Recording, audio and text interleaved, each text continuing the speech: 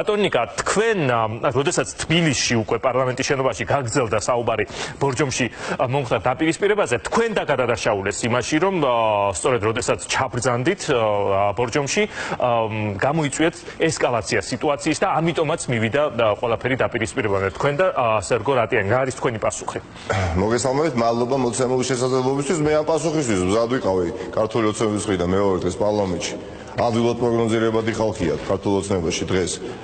თავმოყრილი და სად იყო კრიზისი ან მიკროკრიზისი ან ღრმა კრიზისი ქართულ ოცნებაში ან როდის იყო, როდესაც გამოსულან და უთქვიათ ან აუღიათ პოლიტიკური პასუხისმგებლობა, რომ ეს ჩვენი ბრალია.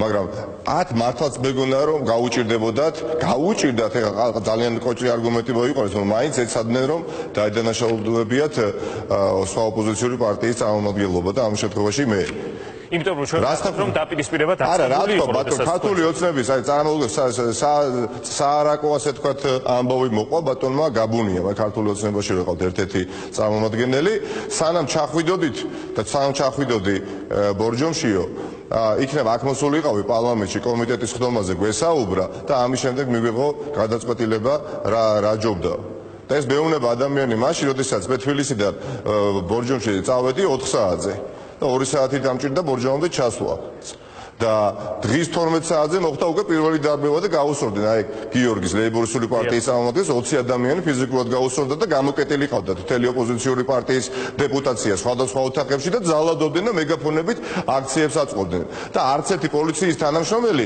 იმ 4 საათის განმავლობაში შენობაში არც გამოჩენილა მე მქონდა კომუნიკაცია ნაციონალურ მოძრაობის დეპუტატებთან ამის შემდეგ გავხდი იძულებული ჩავსდარიყავი მანქანაში სამ ჩემ კოლეგასთან ერთად და ჩავსულიყავი ბორჯომში. ჩავედი ბორჯომში, შევედი საკრებულოს შენობაში, იმ გავეშებულ ადამიანთან ნამდვილად ერთი 700 ადამიანი იყო მობილიზებული გარშემო შენობის გარეთ, შენობის შიგნით და ვცდილობდი ერთ-ერთ ოთახში შესვლას. იქ რამდენიმე ოთახში ყავდათ გამოწყდეული ოპოზიციური პარტიის ასე თქვათ ლიდერები, ადგილობრივი. და მოხდა ის მერე რაც მოხდა თქვენი ხილეთ. მაგრამ რა არის იცით გიორგი ნიშნადობლივი? ეს კრიზისი ეხლა გაღრმავდა. თუმცა საერთოდ ჩვენი სტუმრები ამბობდნენ საერთოდ რომ დიახ, ძალიან შორიდან დაიწყო და ამბობენ რომ ეს ხელფასების თემა სიამდვილეში უკვე მხოლოდ საბაბია იმისათვის რომ მათ უნდათ კიდევაც მართლ გუნს გულისხმობენ რომ ყველაფერი ასეთ დაპირისპირებამდე მივიდნენ რომ რაღაცნაირად მოახერხონ აი ამ კომპოზიციის დანგრევა რომ ოპოზიცია არ იყოს უმრავლესობაში. იქ პირდაპირ სკანდირებდნენ გიორგი აღარავის აღარ აინტერესებდა მე მოწმე გავხდი ხო 10 საათები დავყავე იმ შენობაში აღარავის აღარ აინტერესებდა ის ხელფასების მიღმა რაც მათ აინტერესებდა და რასაც საუბრობდნენ აი იყო შემდეგი რომ უნდა გადადგეს საკრებულოს თავმჯდომარე თითქოს მათ ეკითხება ვინმე ერთად მოგიხსენიებდნენ თან მელია და ზაზა ჩაჩა ეს ყველაფერი დაიწყო წარმოიდგინეთ 20 ნოემბერს შეიკრიბა პირველად საკრებულო იმ ასე თქვათ კონფიგურაციით და კონფიგურაციით ასე თქვათ არჩევნების შემდეგ მივიღეთ ბორჯომში ანუ ოპოზიციური პარტიების გაერთიანება მოვიდა უმრავლესობაში და მთელი 3 თვის განმავლობაში 4 დღის წინ პირველი სხდომა იყო როდესაც ქართული ოცნება დაესწრო ამ სხდომას მთელი 3 თვის განმავლობაში ღია დეკლარირებულად ქართული ოცნება ბოიკოტს უცხადებდა საკრებულოს სხდომებს ამით ბოიკოტს უცხადებდა ბორჯომელებს ბოიკოტი გამოუცხადა ხალხის მიერ არჩეულ საკრებულოს არ გამოჩენილა საერთოდ არ დადიოდნენ საკრებულოში და ერთადერთი და პირველი ჯერჯერობით სხდომა რომელზეც გამოცხადა ქართული ოცნების დეპუტაცია იყო აი ეს ცნობილი სხდომა რამდენიმე დღის წინ და გამოცხადა 700 ადამიანთან ერთად აგრესიულ მეგობარ ნათესავებთან ერთად ეს დეპუტატები რომლებიც ყავთ მათ გაფორმებული სიპებსა და აიტებში ანუ თქვენ ამბობთ ბატონიკა რომ თავიდანვე ასე მოვიდნენ ისინი მაშინ დაიწყო კრიზისი დიახაც მაშინ დაიწყო თვითონ შექმნეს ეს კრიზისი ანუ როგორ ახლა გამოუცხადეს ბოიკოტი საკრებულო თავისუფლებამოსილებას ვინაიდან უმრავლესობა აქვს იმას ვისაც აქვს ახორციელებდა თუმცა ესენი არესწრებოდნენ მაგრამ ჩვენ ქვეყანაში ხო ხედავთ როგორ არის ვითარება სანამ მაინდა-მაინც მუშტიტკივის არ გამართავს ქართული ოცნება და არ დალეწავს ამა თუ იმ შენობას მანამდე საზოგადოებრივი აზრის კონსოლიდაცია არ ხდება რაც სამწუხარო მაგრამ ამავე დროს თუ ჯობს გვიან ვიდრე არასდროს ეს მოხდა ფაქტია მაგრამ წარმოიდგინეთ იცით რა არის ყველაზე შემაშფოთებელი ორი რამ არის ყველაზე შემაშფოთებელი ერთი ის რომ იძალადეს და აგრესია გამოიჩინეს ამ ადამიანების მიმართ მათ შორის პარლამენტის დეპუტატის მიმართ მე ეხა ამ გაველულ გავეშებული ქართული ოცნების დეპუტაციისა და წარმომადგენლების მხრიდან შეჩვეული ვარ, იმიტომ რომ ესეთი არის წყობილება ოლიგარქიული ხელების გადაგრეხვაზე აქვს. აი ჩვენ შემდეგ ნახეთ კადრები გვიან. თუმცა რა გამახსენდა, იცით იქ საუბრობდი. წარმოვიდგინეთ, მაშინ თქვენ გახსოვთ სამი ახალგაზრდა ქუთაისში, როდესაც აქციის გამართვისას ერთ-ერთი დეპუტატი იყო ადრე ქართული ოცნების ლუბარტონი ლოთიფანიძე და მას საყელო კოსტუმი საყელო შემოერგვია, თუ გახსოვთ. დიახ, როგორ არ გახსოვს? ციხეში წინასა პატიმრობაში გაუშვეს სამი თვით სამი ახალგაზრდა. ნუ დეპუტატზე, ახლა აგრესია გამოიჩინესო და მიიტანეს იერეში ასეთი კვალიფიკაცია მიცეს. მე არა ვარ მაგალითად პარლამენტის იგივე დეპუტატი? ანუ როდესაც ფიზიკურ ანგარიშტორებას აქვს ადგილი ნაციონალური მოძრაობის დეპუტატის მიმართ, აქ პროკურატურა არ არსებობს, აქ არ არსებობს შინაგან საქმეთა სამინისტრო, მაგრამ როდესაც ბათ აწყობთ, იქ არსებობს, მით უმეტეს საყელო შემოერღვია უბრალოდ. ხო გახსოვთ? ეს გასაგები ერთი. თქვენ რომ გაგხეოდათ პიჯაკი ალბათ იტყოდნენ რომ თავიდანვე გახეულით ჩახვედით სპეციალურად. ნუ თელი 11 საათის განმავლობაში გიორგი ერთი პოლიციის თანამშრომელიც არ მოსულა. ბატონიკა, რა ხდებოდა კაბინეტში? ჩვენ ნახეთ შემდეგ რომ გვიან ღამემდე თქვენ კიდევ იქ როდესაც იყავით საუბარი და კამათი მიდიოდა კაბინეტშიც ისეთი კადრებიც იგავდა ეთერში, რაც ფურცლებიც კი შემოგაყარა თქვენ ვიღაცა. არა, იქ იყო მცდელობა ძალდატანებით გამოვიყვანე შენობიდან, ამას ვერ მიაღწიეს და თელი 11 საათის განმავლობაში სახელმწიფოში, ვითომ დემოკრატიულ და სამართლებრივ სახელმწიფოში ერთი რიგითი პოლიციის თანამშრომელიც კი არ იყო. რა თქმა უნდა, აქაც კი ჩანს, რომ ეს იყო პოლიტიკური გადაწყვეტილება ცენტრალურ ხელისუფლებაში მიღებული ადგილობრივ დონეზე. ეხლა ბაკურიანის გამგებელი ამას ვერ გაბედავდა და ვერც ერთი ადგილობრივი ბაღალჩინოსანი ბორჯომში ამაზე ხო საუბარი ზედმეტია. მიიღეს გადაწყვეტილება ძლიერმა ამ ქვეყნისამა და განახორციელეს და ეხლა რომელ თავმოყარე პოლიციელს ეხლა ენდომებოდა არ განძრევა მაშინ, როდესაც იცოდა რომ ირბეოდა ესა თუ ის შენობა. მაგრამ არ ქონდა დავალება მიღებული და არ მისულა არავი, არ მოსულა. ხოლო დილის პირველი ნახევარზე გამოცხადდა სამხატვრო პოლიციის და გუბერნატორი ისიც ჩვენთან არ შემოვიდა. მათ შემდეგ ძალიან მინდა თქვა ერთი წუთი თუ შეიძლება მომეცით. რა ხდება სხვა საკრებულოებში წარმოვიდგინოთ 63 მუნიციპალიტეტში. რეალურად ეს ხალხი იბრძვის საკუთარი ხელფასებისთვის და ბორჯომელები რო არ აინტერესებთ ეს ფაქტია. აი მაგალითად რა მოხდა ჩოხატაურში. ჩოხატაურში რა ხდება? სულ ჩოხატაურის ბიუჯეტი მე ამოვიწერე რო არ დამწყებოდ. ჩოხატაურის ბიუჯეტში სულ 6 მილიონი ლარია. ამ 6 მილიონი ლარიდან ჩოხატაურის ქართული ოცნება 4 მილიონ ლარს იხდის ხელფასებში და ადმინისტრაციულ ხარჯში. ანუ წარმოვიდგინეთ 6 მილიონია სულ ჩოხატაურში ბიუჯეტი და 4 მილიონი მიდის ხელფასებში და 2 მილიონი ხმარდება მარტო თვითონ ჩოხატაურელებს ყავს. დიახ, 4 მილიონად დაქირავებული ქართული ოცნების უმრავლესობა აქტივისტებით არიან გაკომპლექტებული და 2 მილიონი სერვისი მიაწოდონ წლის განმავლობაში. რა ხდება წარმოვიდგინეთ ახმეტაში. ბიუჯეტი სულ არის 7 მილიონი ლარი და აქედან 4 მილიონ 500.000 ლარი იხარჯება ადმინისტრაციულ ხარჯში, წარმომადგენლობრივ ხარჯში, საწვავში და ხელფასებში. მხოლოდ 2 მილიონი ნახევარი იხარჯება ახმეტელებზე. რა ხდება წალენჯიხაში? იგივე 7 მილიონი არის სულ ბიუჯეტი და აქედან 5 მილიონი იხარჯება ხელფასებში.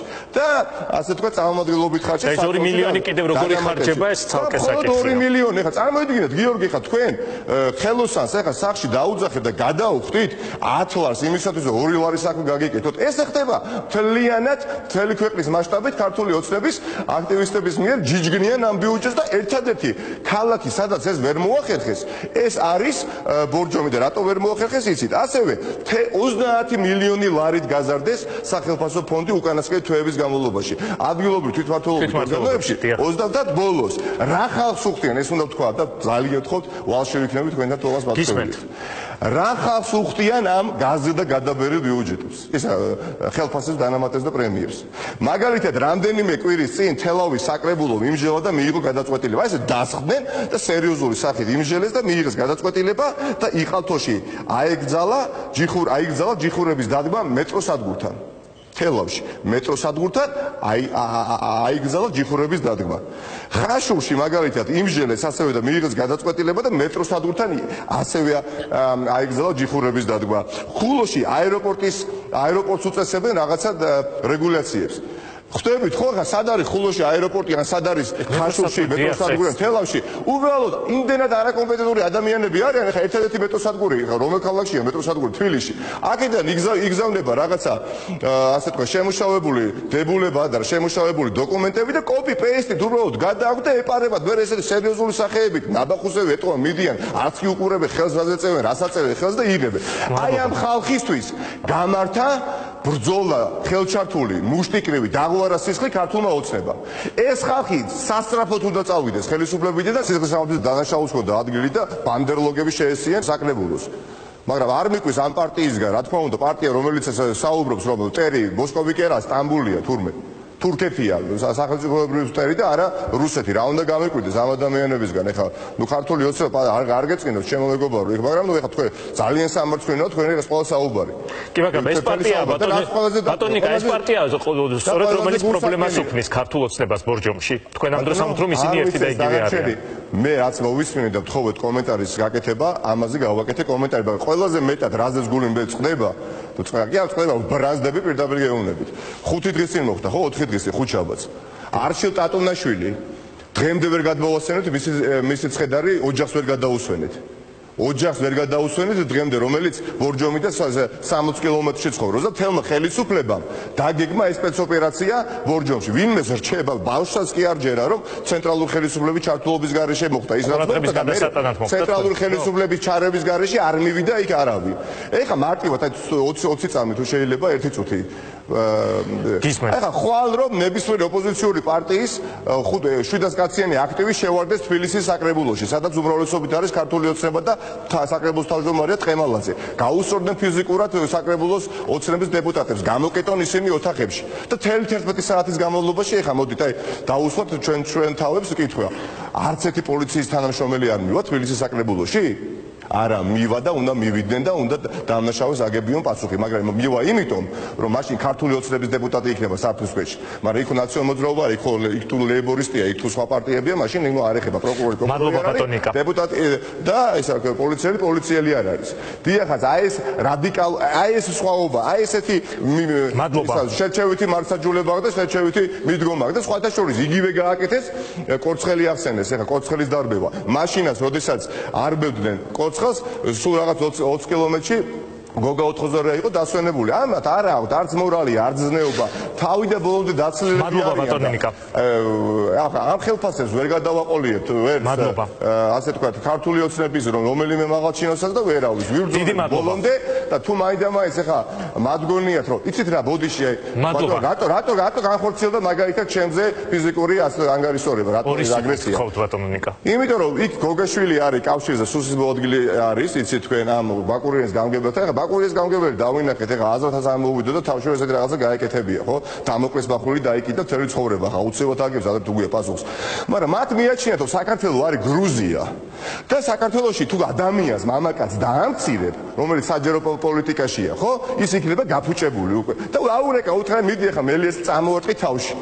და ბუნებრივია ეხლა, როდესაც ეხლა მე კვირიკაშვილი ვით, ეხლა 10 დაცვით წევით არ დავდივარ. და თავს დაუცო ყოველთვის და დაუცო ნებისმიერ ჩემეგობაზე და ნებისმიერ სხვა პოლიტიკური პარტიის წარმომადგენელს. აქ სად არის ბატონი კვირიკაშვილი? საუბრობს კვლავ ლაღიძის წყლების აღდგენაზე, საუბრობს კვლავ ჯიპები და სედანზე გადაждომაზე. აი ეს არის, აი დიდი მადლობა ბატონიკა. უნდა გადავიდეთ სერგო რატიანთან. მადლობა, ნიკა მელია გვერდშობოდა პირდაპირ ეთერში.